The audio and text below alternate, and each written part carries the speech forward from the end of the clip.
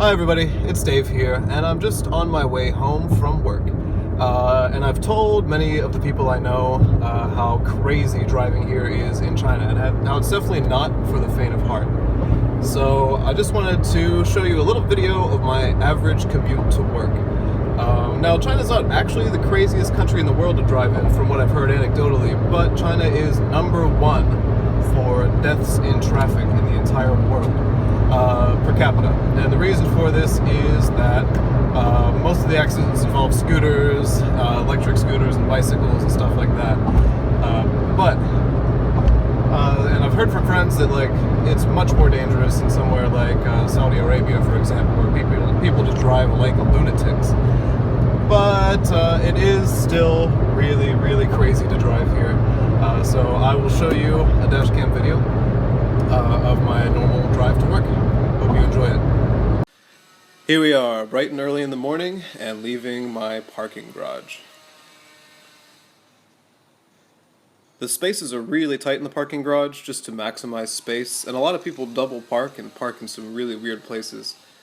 Sometimes it makes it really complicated maneuvering to get out, but today was pretty easy. So now we're coming above ground, next to my building, which is behind us now.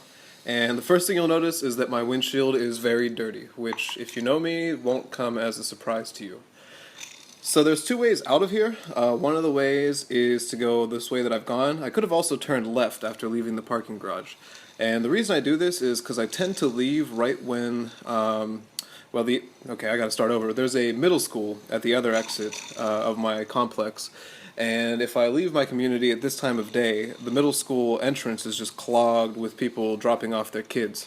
So I don't like to get stuck in that traffic, so it's actually easier to drive this kind of long route through my community to the other end.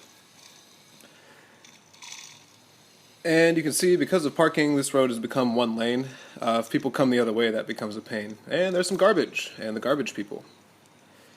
They're in charge of cleaning up the community and obviously taking care of the garbage and pretty much everything related to cleanliness in all the apartment buildings.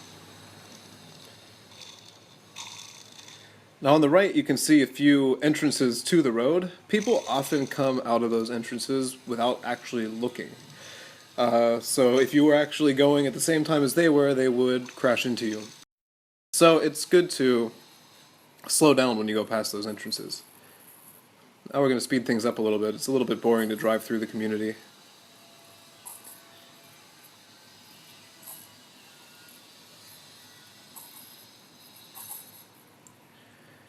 And here is the gate.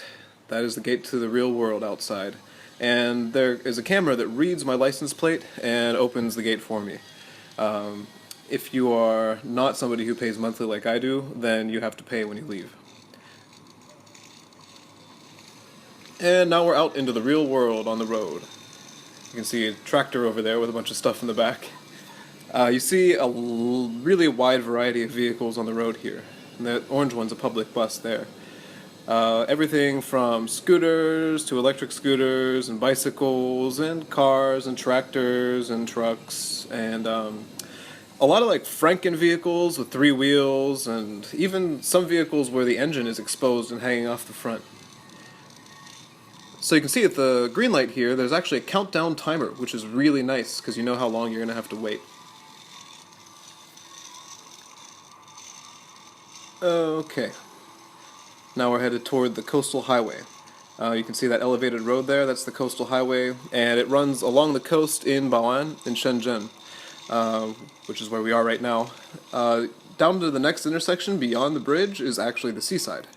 And this highway runs mostly over water, past the airport from the area that I live in, called Xixiang, to the area called Fuyong, where I work. You can see here, this turn signal means I'm about to illegally pass you on the shoulder. And because the guy was driving so slow, I decided to illegally pass him on the shoulder too.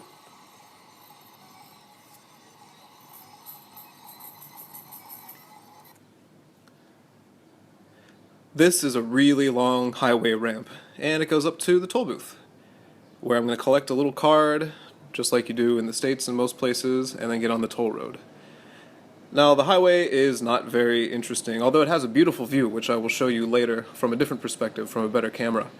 So I'm going to speed it up to about 7 times, and this is what it looks like driving down the highway at 700 kilometers an hour. You can see at this time of morning there is almost no traffic on the highway, which makes my drive to work a lot more pleasant than it could be. If this road wasn't here, I don't know if I could even do this job because the drive that I would have to do every day would just be horrendous. Now you notice a lot of the vehicles are going much slower than me. The maximum speed, which I'm doing, is 120 kilometers an hour, and it's monitored by a set of speed cameras, one right after I get on the highway and one right after I get off. So they check your average speed, and if it's higher than 120, you get a ticket in the mail. So I always stick it right at 120. A lot of the other vehicles are going as slow as 80, which is the minimum, or even slower in some cases, which they're not supposed to do, but they do, and it's extremely dangerous. And here we are in line, trying to pay a toll. And once I've paid this toll, we will be in Fuyang. Now, Xishan is very residential, and then the area that I live in has a lot of upper middle class neighborhoods. Fuyang is far more industrial and closer to the lower middle class end. There's a lot of factories, and obviously a lot of the people who work in the factories live here too. Fuyang also has a big logistics operation because it's very close to the airport. And there's a scooter going down the road in the wrong direction. You see that very often. And they take their lives into their own hands. So this is called Fuzhou Avenue, and this road is the most hectic of my trip to and from work. There's just a lot of people on scooters, people run a lot of these red lights that I'm going through, and traffic weaves in and out of itself. You can look down at the timestamp and figure out that this is going at about double time right now. I don't actually drive this fast through this mess.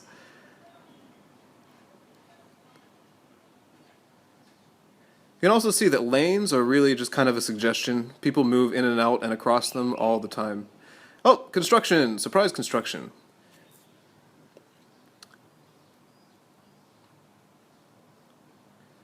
So there's a guy who's about to try to pull out in front of me in a scooter right there. Okay, now we're going to keep going. More construction and more scooters that just get in your way. Now I got really lucky today because I didn't get held up at any red lights going down this road. So that made it pretty pleasant. Some of those lights can be as long as 1.5 minutes of waiting for each one. So it's really bad to get stuck at one. Not that I'm going to be late. I'm always very early for work. You'll notice some of the scooters have kids on the back, which is very safe. Oh, and this guy. This guy was just walking straight down the middle of the road. He really could have got hit if I weren't paying attention. You can also see people do U-turns pretty much wherever they please, and people will enter intersections without looking. Also, that double yellow line that's supposed to mark where traffic goes one way and doesn't go the other way, that's more of just a suggestion. If it's inconvenient for you, you just cross over it and then pass people and then cross back over. Kind of like I'm doing here. And left turn, and there's the school gate, and now we're in the school, a little oasis of peace in Fuyang.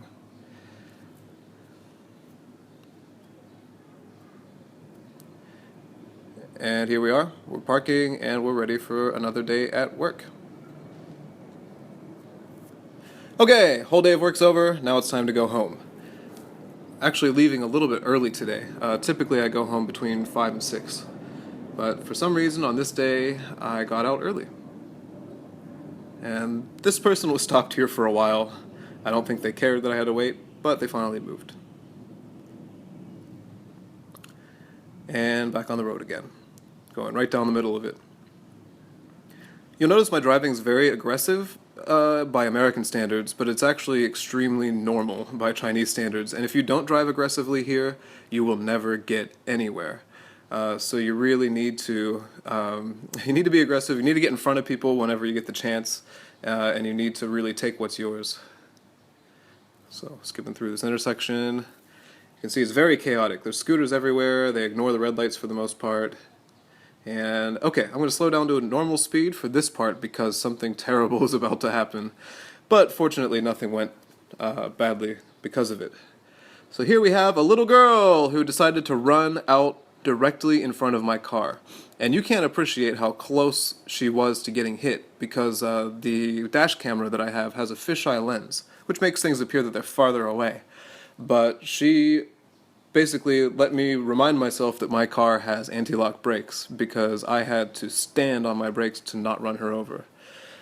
I don't know why her parents didn't teach her not to run in front of moving cars, maybe to look both ways before crossing the street, but there you go. And here I missed the green light just by a little bit, and that sucks because this is a very long light.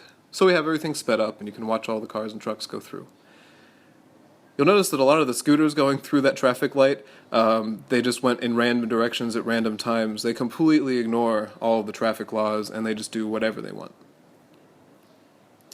Now, in the afternoon, this road is covered in trucks, which makes it pretty tough because the trucks just form these moving barriers that everybody tries to squeeze around. And because there's no real rules or anything, everybody just finds empty spaces and squeezes into them when they can.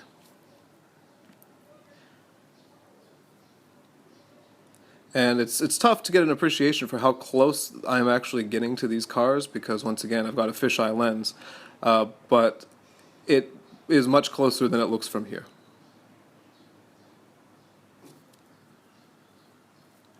This road has the added benefit of, because it has so many trucks, every once in a while there's just big holes in it. So not only do you have to look out for cars and trucks and scooters and everything, you also have to be looking for giant holes in the road so you don't blow a tire.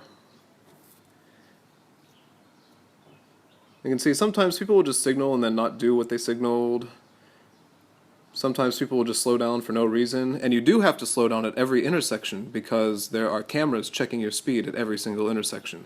Now, you don't universally get tickets from them. I don't know how they choose whether or not you get tickets, but it's still better safe than sorry.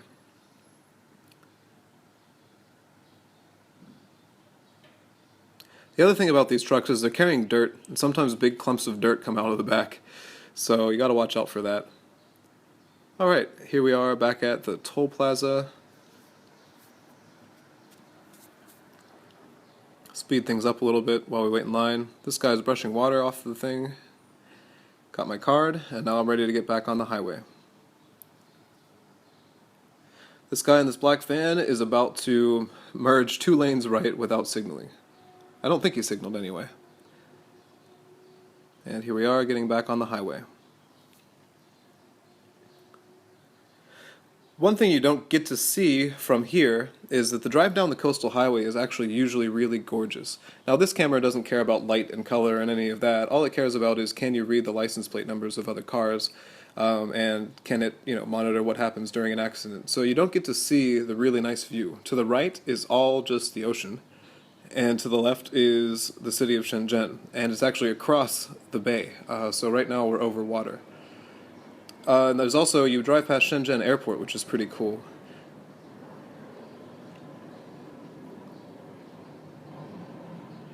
Oh, and speaking of which, here comes a 747 jumbo jet.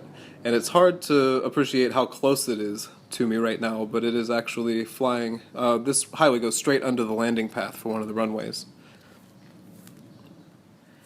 I will show you some footage at the end of this video of what it looks like from the coastal highway with an actual good camera, because it is really pretty, especially on a clear day. Alright, to the left you can see where I live, and I'm getting off the highway. All those buildings are apartment buildings. There's a lot of people here.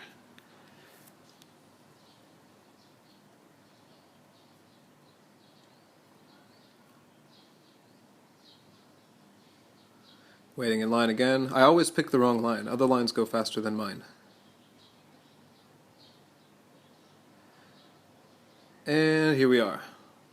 Now, I really like this because the exit ramp of the highway goes underneath the highway, so it almost looks like a cathedral that you're driving through. It's really kind of a cool experience. A lot of the construction here is on just a completely different scale from what we're used to in the States. Everything's really big. And this is a disaster. Most of the people who are here are trying to make a U-turn to get on the other side of the road, and it stacks up, sometimes filling all 3 lanes, because everybody just tries to cram themselves in there. There's no rules about it, because everybody wants to go first.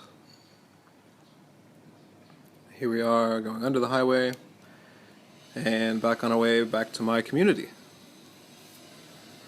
Oh, this guy just pulls straight in front of me.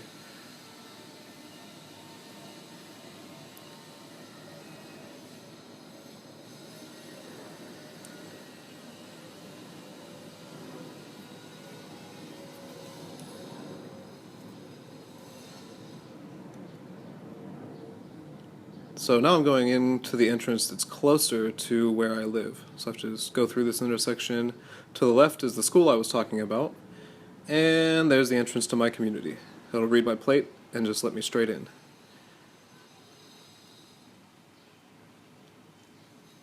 Now we're gonna hang a right and go downstairs, and we're back in the garage. And I actually got lucky enough to find the same space. I like this space because people can't double park in front of it because there's an opening. So you can pull straight out. And we're home. So I hope you enjoyed the video and got an idea of how crazy it can be to drive here. I've got a couple extra fun clips after this to show you if you want to keep watching, but if not, see you later.